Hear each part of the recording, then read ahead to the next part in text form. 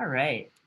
This next lesson, we are going to look at audio effects, MIDI effects, and instruments. Just basically short, a short little explanation of where these are in Ableton Live. So these are called collections because this is our sort of collection section. This is where we have items in our music library. Again, our library is going to have instruments, audio effects, MIDI effects, along with many other things. So it's very good to know about the collections. All right, so our audio effects are going to be here.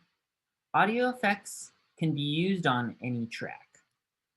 And basically, these are things that sort of just affect the audio output.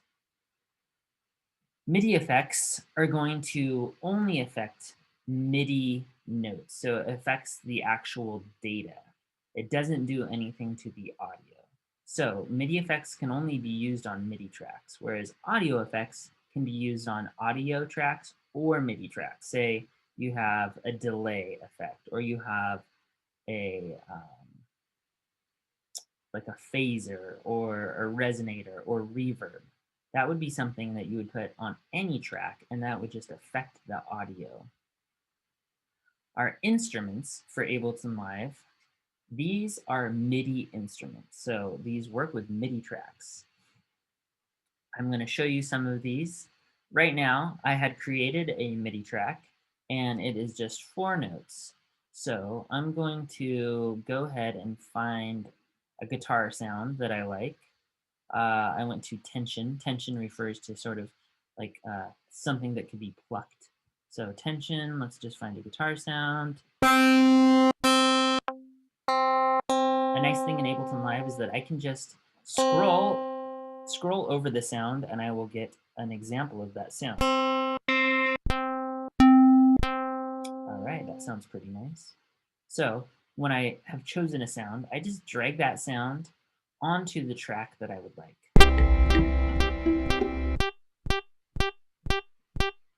And now this MIDI track that I inputted notes on is going to be playing back.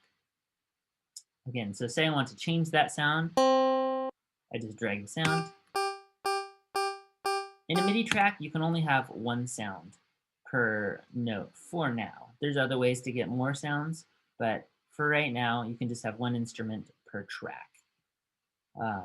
So another way that I can just add a track on is if I have the record button enabled in session view, I can just double click on a sound and it will load into that track. So,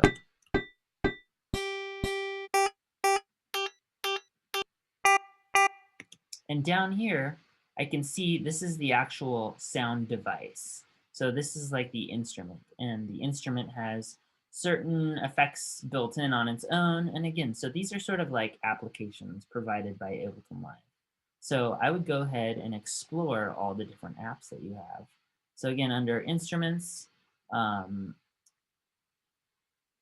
if you're asking where drum sets are, Drum Rack is made for adding samples into.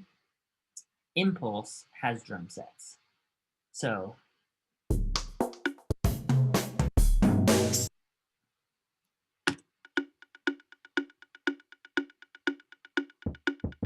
I can go here, I can hear these different sounds. All right. And again, with audio effects, so say I want to put a phaser.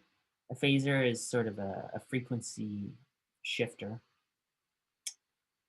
I'll just go ahead and let's put this phaser on my audio track because I think it'll be easier to hear. So I just drag it and I drop it, and then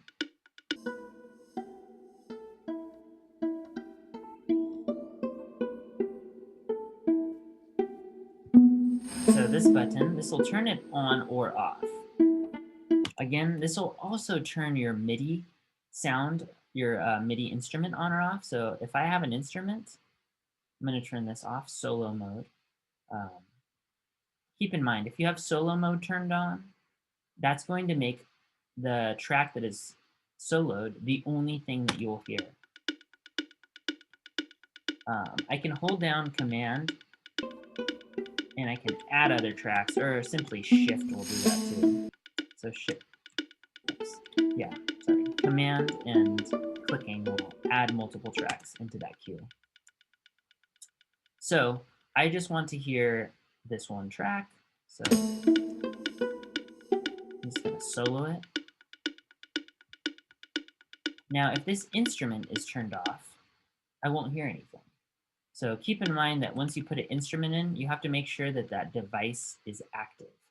And that same with the effect.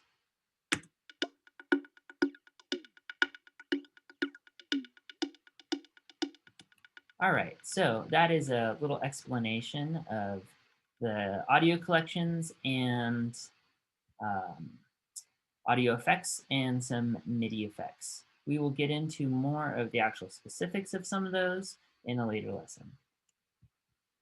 Thank you.